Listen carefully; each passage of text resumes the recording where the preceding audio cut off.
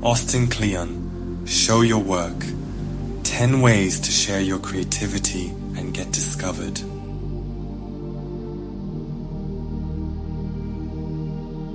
The French novelist was onto something when he wrote, "For artists, the great problem to solve is how to get over oneself and to get oneself noticed. If you're an artist, then you're most likely passionate and dedicated to both your craft and the pursuit of creativity. But passion has its limits, and you probably draw the line at self-promotion. After all, shouldn't your work speak for itself?"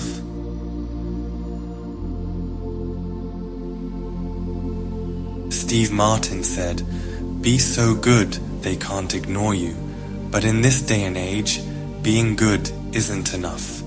If you want to be discovered, you have to be findable. That's where sharing comes in.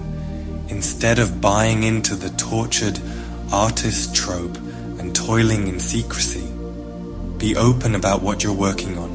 Share your process with the world.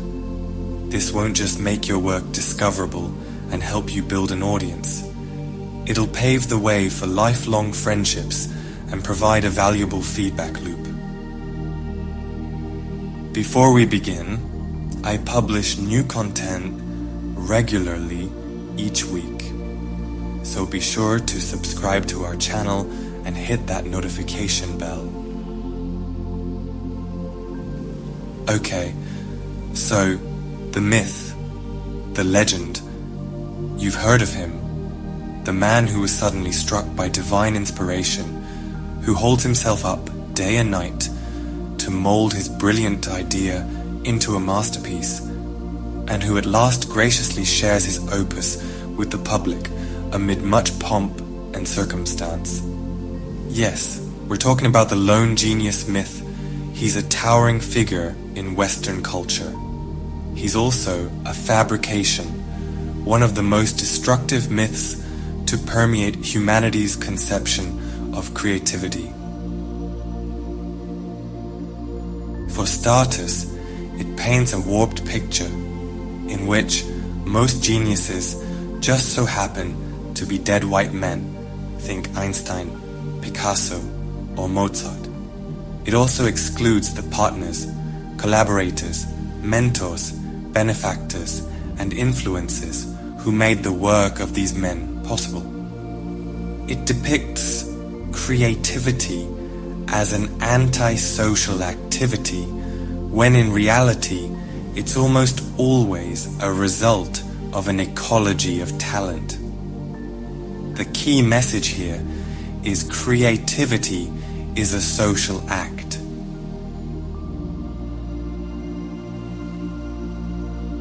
So, what's an alternative to this harmful myth? Meet the seniors. Seniors say, acknowledge that inspired ideas usually don't emerge fully formed from an individual mind. They know that creativity is a communal endeavor involving artists, thinkers, theorists, and curators. Because of this, they encourage sharing ideas, making connections, and starting conversations. The internet, an interconnected web of seniors, makes this sharing easier than ever. Online, it doesn't matter if you're famous or obscure, a master or just starting out, we all have the ability to contribute something.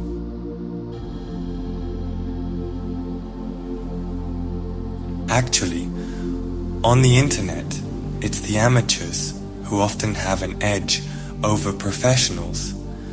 Amateurs are perpetual enthusiasts with little to lose and everything to gain. As such, they're open to experimentation and go where the wind blows. They're not afraid to make mistakes or fools of themselves. And the thing is, the world is changing so quickly that it's transforming every one of us into amateurs. We will all need to embrace the unknown over and over in order to flourish.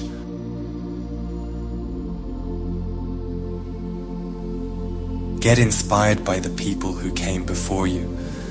They were all amateurs at some point in their lives, and they were all courageous enough to put themselves out there, to reinvent themselves, to persevere through thick and thin. So, adopt the mindset of an amateur. Make a point of learning in the open so others can learn from your failures and successes. Find a senior and talk about the things you love. That way, you'll figure out what you're doing and where you're going. You'll find your voice.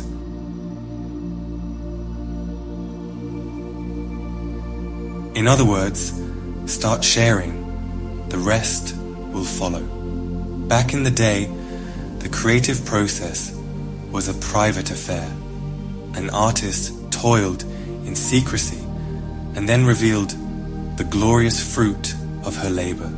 There was a clear difference between an artwork and an artist's work, a painting and the act of painting. The product of creation was not to be confused with the process of creation. But this was before the digital age. These days, product and process are often totally intertwined, and the author argues, if your work isn't online, it doesn't exist. Here's the key message. Document your process to develop your audience, hold yourself accountable, and create a valuable feedback loop.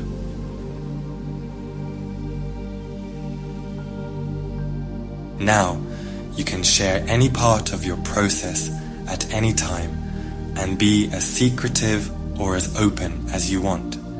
Involving your followers satisfies their human curiosity, lets them be vicariously creative, and makes them more invested in the final product. Just take it from astronaut Chris Hadfield, who drummed up public support for the Canadian Space Agency by posting videos of himself clipping his nails and brushing his teeth from space, garnering millions in viewership. Talk about glorious. Documenting your work also has the benefit of helping you figure out what you're doing. The more you share, the more you'll see patterns and themes emerging in your process. It will also help you stay accountable and serve as evidence of your progress.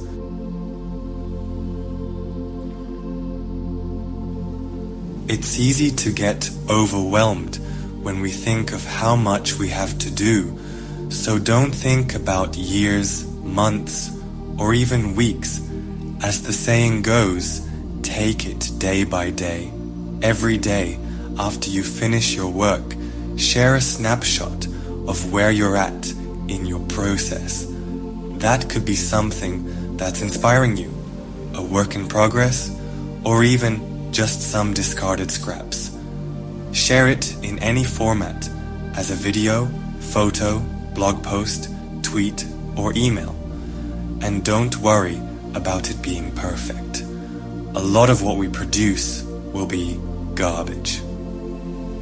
According to science fiction writer Theodore Sturgeon, 90% of your ideas are destined for the trash.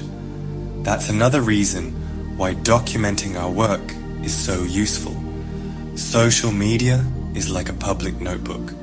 It provides us with a feedback loop. We can see how our audience reacts to our output and use that information as input.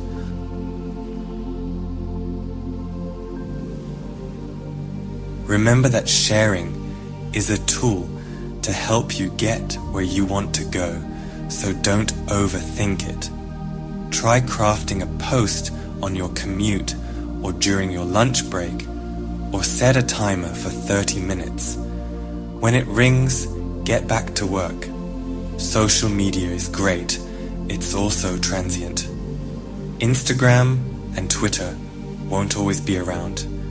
Who remembers MySpace? So if you're serious about expressing yourself and sharing your work, you need to invest in the latest spaces that allow you to keep a permanent portfolio of all your ideas and content. Keep copies of everything offline as well. And online, you must publish your content onto multiple places. When you diversify your content output, you're making a commitment to publish online in a permanent fashion. It's not as scary as it sounds, and it'll make all the difference. The key message is this: building your own space online is the best investment you can make in your career.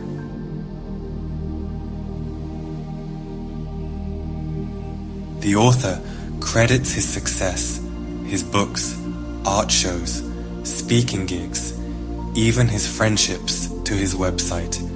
He didn't know what he was doing when he began building it, but he figured out how to implement a blog, which became both a sketchbook and a storefront for his work. With time, one little blog post became thousands, and his ideas turned into substance. Multiple books, to be exact. To carve out your space online, register a domain name. It doesn't even have to be your real name. Use an alias or pseudonym if you want it. It just has to exist.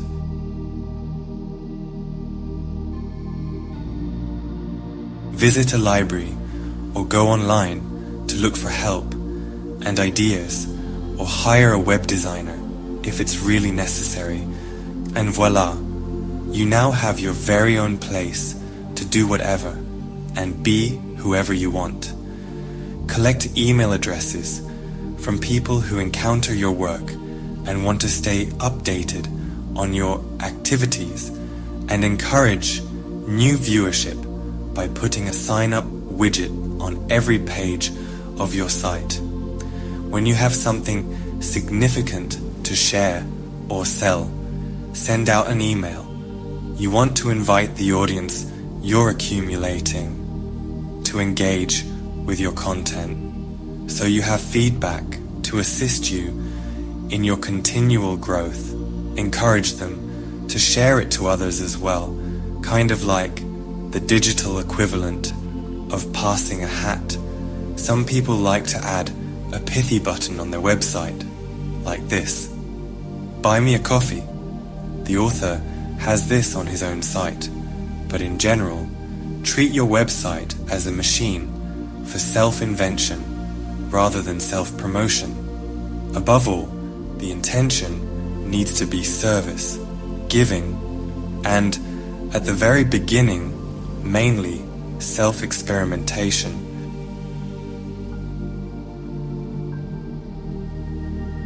It's an environment you've created for yourself to become who you want to be.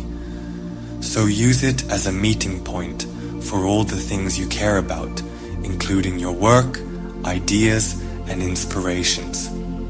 Remember, social media networks come and go, but your online space is like diamonds. It's forever.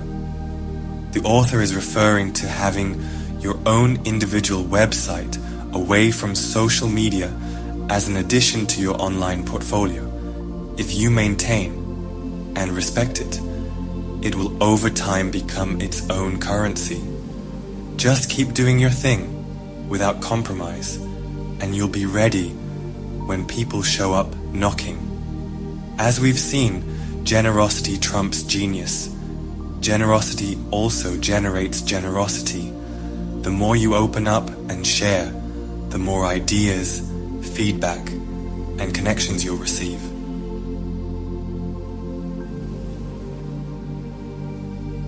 Think of your newly built online space as your Wunderkammer or wonder chamber, a cabinet of curiosities that displays your desire to learn about the world. In 16th century Europe, that curiosity might have manifested as a collection of skulls, jewels, and taxidermy specimens. Today, it might be more along the lines of your favorite books, records, or artists. The key message here is sharing your interests and inspirations will attract your people. The thing is, collecting and creating aren't all that different. In fact, they're two sides of the same coin.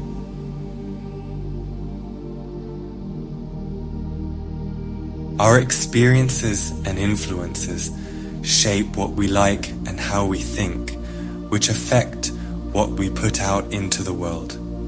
Conversely, the act of creating can affect what and how we collect. And when collecting, remember that there's no such thing as good or bad taste. It's all just data about who you are. After all, one man's trash is another man's treasure. Just take it from Nelson Molina, a New York City garbage man who created a whole museum from discarded art and objects he found on his route. Dumpster diving is essential to being an artist, even if you only ever dive into figurative dumpsters.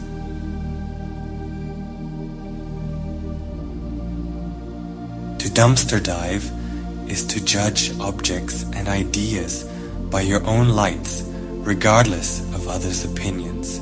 It means paying attention to what's considered high in culture, but also what's considered low. It means seeing everyday things, boring things, with fresh eyes. It's incredibly fortunate that we don't all love the same things. Imagine how boring that would be. So take pride in what you love, even if others might think it's inconsequential garbage.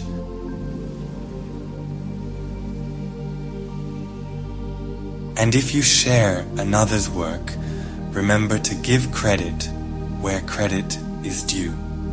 This way, not only are you showing respect to the work's creator, you're also leaving your audience a trail back to your source of inspiration in case they want to learn more.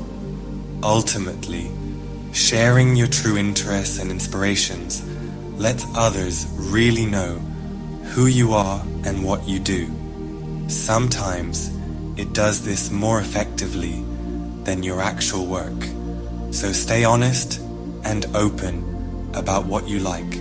If nothing else, it'll increase your chances of finding people who like the same things.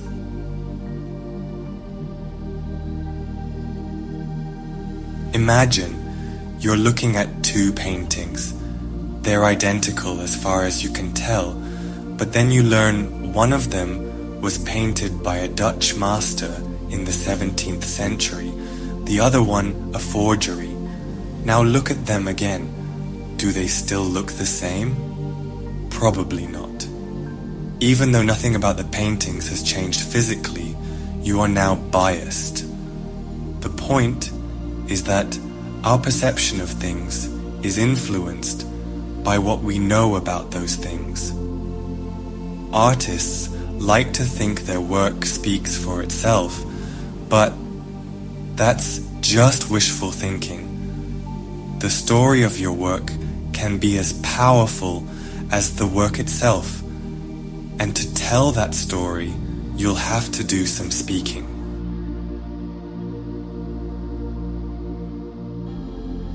Here's the key message. Work doesn't speak for itself, so learn how to tell good stories.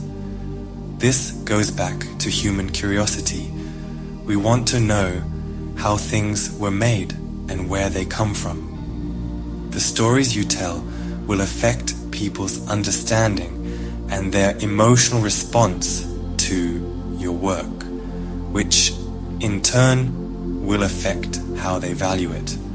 So, how do you tell a good story? First off, learn how to structure one. Almost all stories follow this universal formula.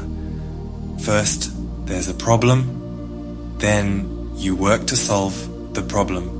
Finally, you arrive at a solution. You can apply this formula to to your lifelong work arc, as well as to specific instances, client presentations, cover letters, grant proposals. I mean, all pitches, after all, are nothing more than glorified stories.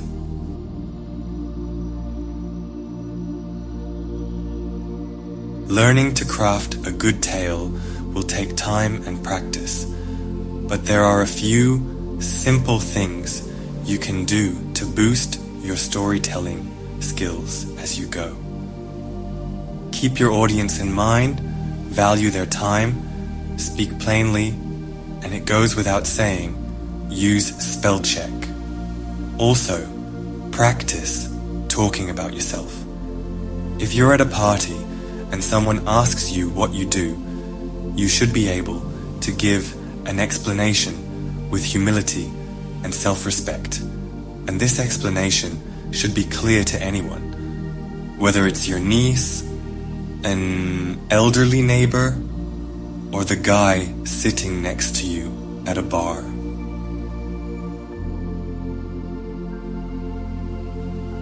Be honest always. If you're unemployed, for example, don't beat around the bush. Plainly state that fact, and then mention what kind of work you're interested in pursuing. The same goes for writing a bio. Stick to the facts and don't try to be cute. Short and sweet is the name of the game. Speaking of stories, here's one for you. In 2010, the author visited a dinky Texas meat joint called Franklin Barbecue. Back then, it operated out of a trailer off an interstate highway. 3 years later, Franklin had become one of the most famous barbecue venues in the world. A line of hungry customers now trails down the block 6 days a week. Every day, the restaurant sells out of meat. So the author was shocked when he found himself watching pitmaster Aaron Franklin explain in front of a camera crew exactly how he smokes and prepares his ribs. Why on earth would he share his precious trade secrets? Well, Aaron said, the technique of barbecue is in fact pretty simple. Mastering it, on the other hand, is hard. The key message is this: the more you teach, the more you'll learn. And that's the thing, teaching doesn't breed competition, not immediately anyway.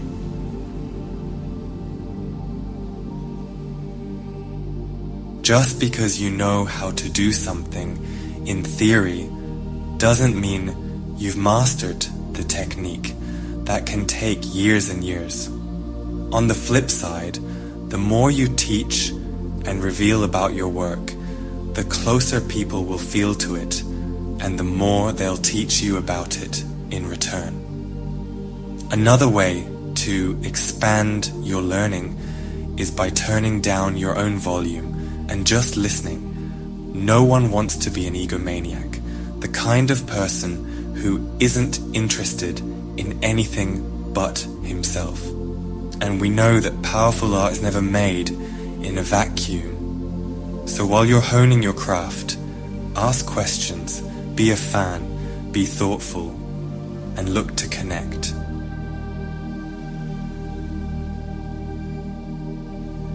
In short, be what the author calls an open node. By being an open node, you'll naturally start to attract your people. Don't focus on gaining more followers online or following people you're not interested in.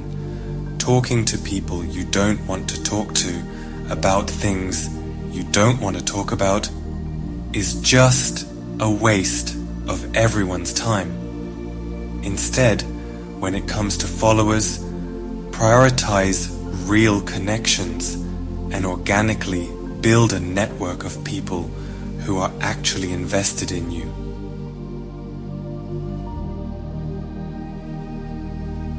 These are the people who share your passions and obsessions. Nurture your friendships with them, support them, and collaborate with them whenever possible.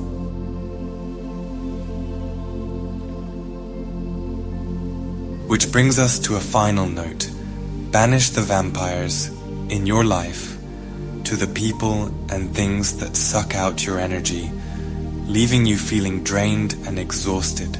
Say once and for all, be gone. As soon as you start making any real money, a lot of people are going to label you a sellout. In their twisted view, if you're not miserable and struggling, you're not a true artist. But the starving artist is a romantic, not to mention false ideal. Having money does not automatically corrupt creativity. We all need to be able to eat and pay the rent.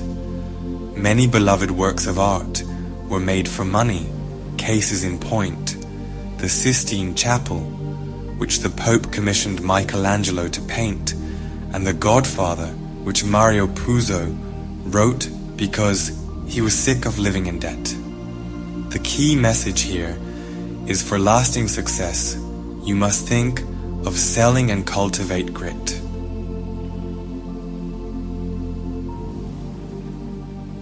If embracing the opportunities that come your way means being a sellout, so be it. If being ambitious or trying something new means being a sellout, you got it. Go for it. Maybe you're changing, exploring, or taking a risk. That's what a life of creativity is all about. In any case, be proud of your successes as well as the successes of your peers. Every career has its ups and downs. Luck certainly plays a part, but grit plays a larger one.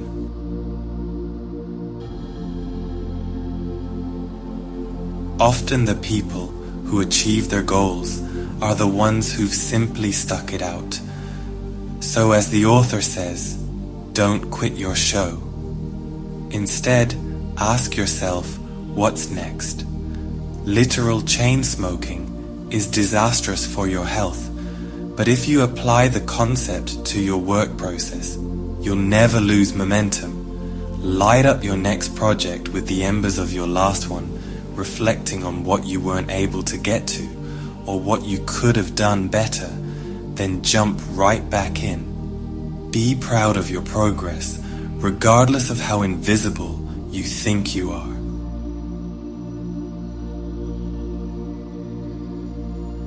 That said, eventually, you might burn out and need to search for a match. Taking a sabbatical can rekindle your flame and give you the chance to regroup and recharge. Of course, we don't all have the luxury of being able to walk away from our normal lives for a year. A practical sabbatical, however, can also do the trick.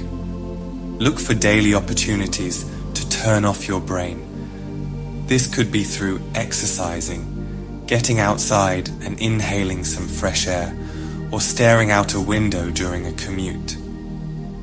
By allowing yourself to completely disconnect from work for a while, you'll be able to get back to the drawing board with an amateur's fresh mindset.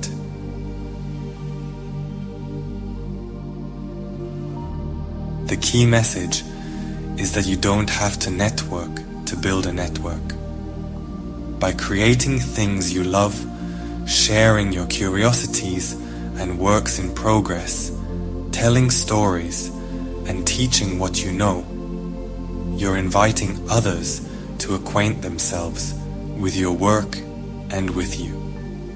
In the process, you'll attract people who love the same things, gaining indispensable fellowship and feedback.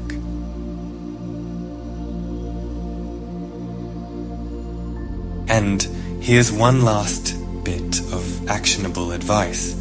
Learn to roll with the punches.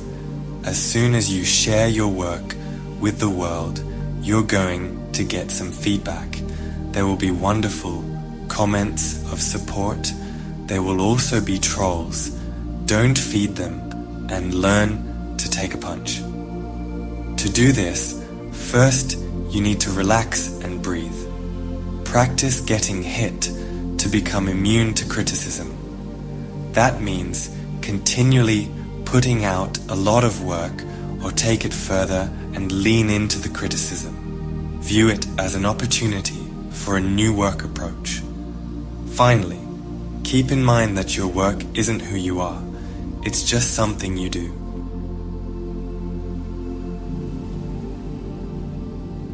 If you reach the end of this video, I'm so grateful for your presence, your time, your energy.